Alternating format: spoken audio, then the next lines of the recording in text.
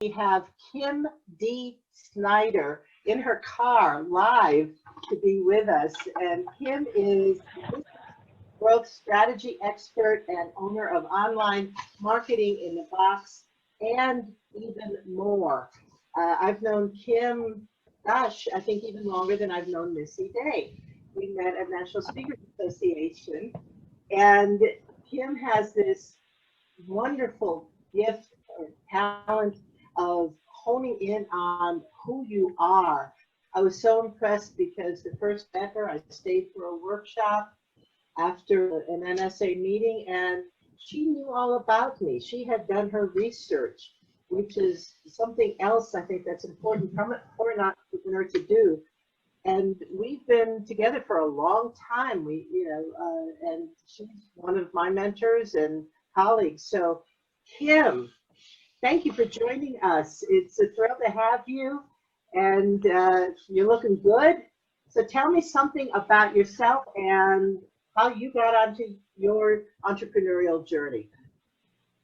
Well, you know, I was laughing when Missy was sharing her story because I have a similar story. My dad was an entrepreneur and has been an entrepreneur. He was as he says, a poor cotton picking farmer. He literally picked cotton, and he was working in a factory and realized he didn't want to work in a factory because he was going to grow up like everybody else around him, and so left Arkansas and went to the big California.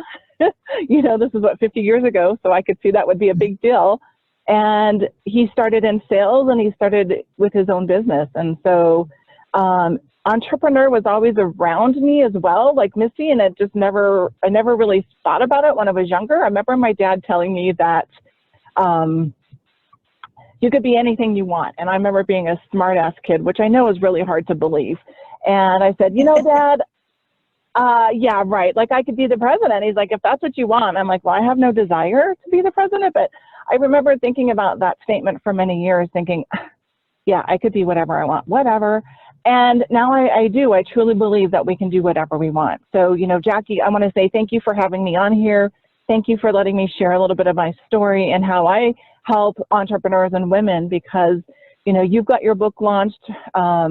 Sophia's got hers. I know Missy's got one coming. I know a bunch of us do. So thank you for letting me come on here and share a little bit and the inspiration that you provided me, just like my dad did in this story. And, you know, I work with existing business owners. I don't work with a lot of new business owners. And so when Sophia shared me this book, or showed it to me and shared it with me, you know, in the last month, and I looked at it and I was like, oh my God, this is a great book. It is simple, it is to the point, and it gets over a lot of the hurdles that people have. So even though I do work with existing business owners, I do get a lot of people coming to me like, I want to start a business. And guess what?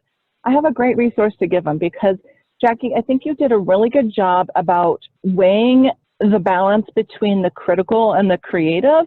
And people don't realize that you need both to have a business. And right. Even though you don't have a strength on one or the other, you have to pull in that area, right? So if you have to supplement it with hiring people and or a coach to kind of watch your back, or a peer group, you got to have both sides and that entrepreneurial thinking. So I love that. And in your book, you also walk through, you give examples, and you give the worksheets, and it's just enough that people can walk through to really understand if they want to be an entrepreneur. Because I think that's the other thing, is it's been glamorized, and I think people have to understand all of the components.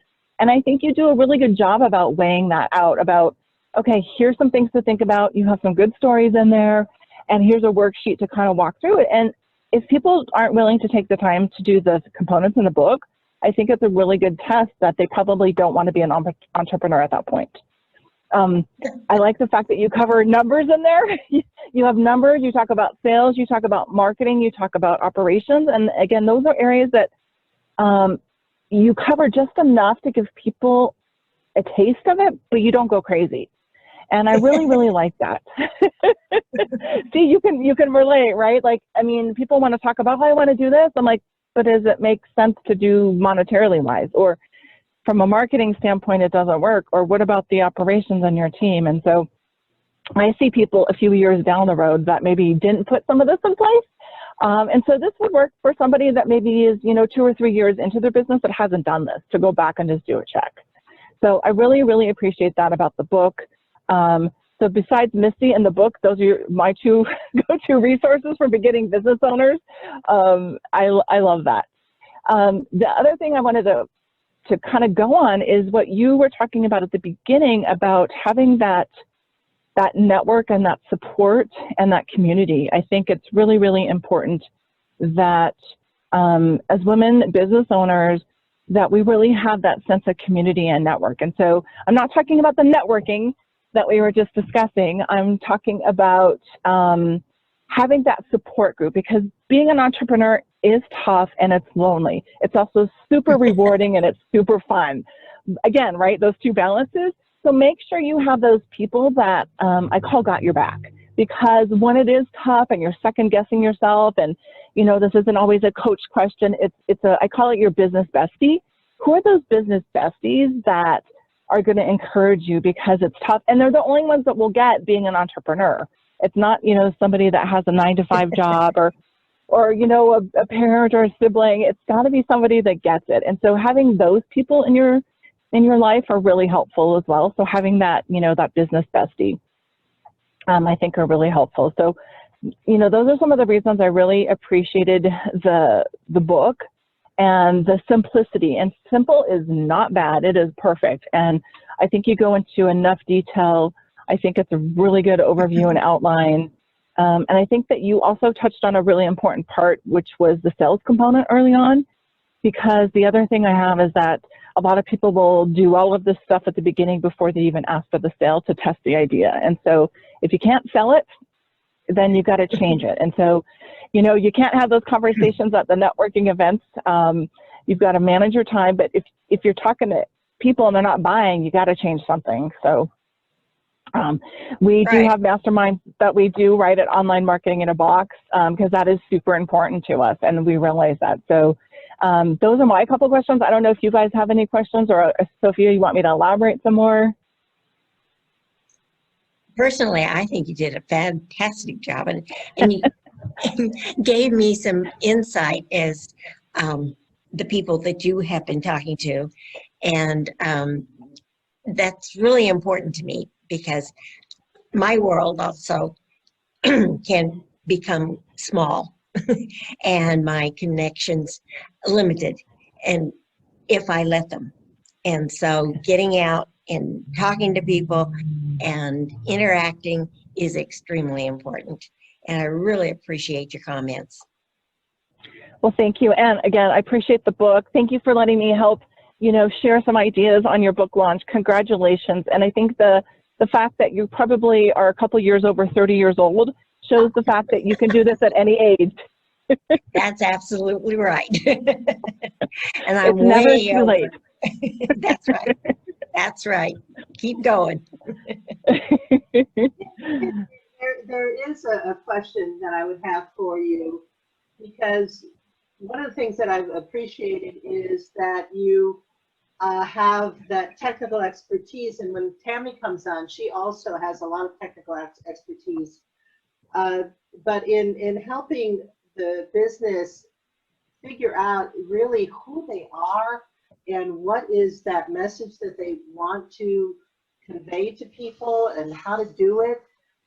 Could you elaborate on that a little bit more? Because as people start out, I think it's important that they begin to look at that from day one, that rather than waiting until they've been up and running for a year and wonder, well, why aren't people knocking down my door?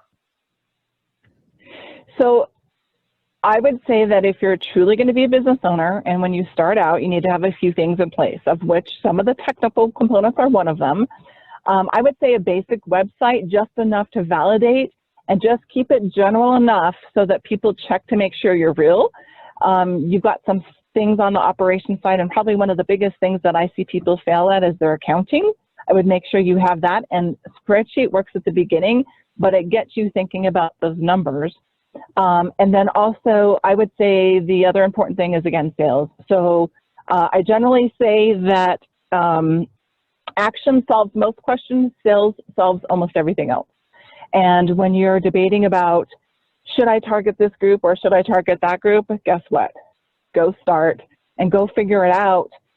Ask those questions, and you'll find out really quickly if what you're saying, your message resonates with that group, and if it's something of value that they're going to pay for. And that's really the exchange, right? Sales is the exchange of value for information or money or whatever that is. And so there has to be a mutually exclusive benefit. And you're going to find out really quick by talking to people. And then the second component of testing that is sales. If somebody isn't willing to put money towards it, it's not valuable to them. So those are some of the areas that, you know, from the operations, like supporting that and tracking that, to making sure that you're resonating with the people that want what you have. Absolutely. It's easy to get caught up in your product or your service and get all excited about it, and then find out that there aren't many people that are also excited about it or interested. So you want to do that kind of analysis and a little, you know, putting your toes out in the public that you expect to respond, to buy, to listen, whatever it happens to be. It's a good idea, because sometimes you come out with major surprises, and other times you'll come out going, aha, I got them. I know just who I need, and they need me. And it can work that way, but the analysis is real important. Spoken like a woman who's done this before. Yes, I have. And you also bring up a point I think that's worth mentioning also is, you know, you need to try things and see what works and what doesn't work. And sometimes it's even sending out the two different messages at the same time to different people, and see which one gets the response for you, so that you don't waste a lot of money on your advertising dollars, your time, and that you do attract the right audience. Yeah, there's nothing like in-person advertising, face-to-face. You know, when you say something and the person receiving the information is looking at you like, huh? Or they get the, okay, that's nice, thank you, and they move on, that gives you your answer. So I think that's the best advertisement at the beginning, is face-to-face. It's also the cheapest as far as dollar values, not time. But having those conversations, and you know when it rolls off your mouth, like if it feels good and it resonates with you and you see the person's face light up like, oh, I want that, or that would be helpful. You kind of have that in-person advertising as well. That's so true, and it is important to test it. Sometimes it's just fun to go to networking groups or even trade shows and get the response that you see from individuals, and ask them why. Maybe it's a, gosh, I gotta have one of these, or it's a, why would I need it? Whatever the response is, you want to know why, and something about it, and something about the person that's giving it to you. So that's extremely valuable. You're right. It is. You know, one of my best exercises was I was in a business program for a year, and we had, I don't remember what they called it, but you basically had to go around in a room, and I think we had like a 1 or 2 minute pitch to each person, and if they liked it, they would buy it. And it was the best exercise ever, because literally in 1 minute you could test it, and almost like that reaction I was talking about, and you would know if it was coming off your mouth like in somebody and it resonated with the other person. And literally, if it didn't work with that person, you could test it again in the next minute and the next minute, and then you got that aha moment when it worked for both parties, and it was like, aha, that's what I need to say, because that's what they want. Very good point. Very good point. And it gives you a chance to, like you said, the words that make people respond positively, the flow of the concept, and testing it is important. And a lot of people don't want to do that because they're worried about being embarrassed or whatever. But you'll find in many cities that their Better Business Bureau or someone or the Chamber of Commerce puts on networking events, and you should try them. Just get out there and try them. And I like those speed networking events. yes. And being able to talk it through and see who lights up and who goes, huh? You know, and it really helps in creating your image and your verbal presentation over the phone, over the web, whatever it happens to be. Thank you. You're right. I think the medium doesn't matter. I think I saw Missy post in there where it said a pitch circle or something. I hadn't heard that term, but yeah, it's that same idea. So speed networking, a pitch circle, just that you can kind of quickly work through that. So I think it's really important at the beginning, and I'm putting my head back in like 10 years ago when I started my business, like that was important. And even, you know, in the last couple of years, we've done a shift, and it's like to test that. And, you know, it is something you're going to have to test all the time, because, you know, how you started your business 10 years ago is not how you are now. I hope not. You know, because you've had to have some shifting. Absolutely. Absolutely. You change as well as the marketplace, and you have to keep those together somehow. And analysis is the way to do it. And sometimes it's just in person, just talking to a good customer and saying, why'd you buy? What got you? You know, and it may surprise you. It may have been your smile, not so much your words, or it may have been a combination of the two. So it's important to do that. Thank you. Great point. Yeah. I love the conversation. And one thing, and I invite all of you who are on the call to participate. We talk about networking. Where's the best place to network? Especially for women. We're talking about women right now, entrepreneurs. Where should people go? Is it network to find business, or network to find other business owners, or network to test your market? Which type of networking are you talking about, Sophia? Oh, I love the question. Gotta be specific. No, and I think that's an excellent point. What is it that you want to achieve with your networking? Do you just want to make buddies, or do you want business? Do you want to be of service? Do you are you business to business? That will take you to a different place perhaps than business to consumer. So let's say business to consumer right now. Where would be good places to go? Business to consumer. I would certainly look at trade shows that are put on by the Chamber of Commerce or Better Business Bureau, that's very localized, and it's going to be well attended by your neighbors and people even driving from other communities to go to that event. And it gives you one-on-one with people as they come up and say, hi, I need your service, I think. And then you start explaining, or I love the gadget you came up with. And I say, I didn't come up with it, I promoted it. And I'm so happy that you responded and you found it to be excellent. Anyone else? Well, I'll put in the comments women's expos and AARP expos. So trade shows. I have a couple. So I know Julie Brander is going to speak here, depending on the sound here in her background, which Julie, I'll encourage you to maybe speak because we might not hear the background. But so Julie is a SCORE mentor, and I know she started up the women business group here in town. So that's one way, like just starting with other women business owners and asking those questions. Missy Day took a different approach, and she created her own networking events.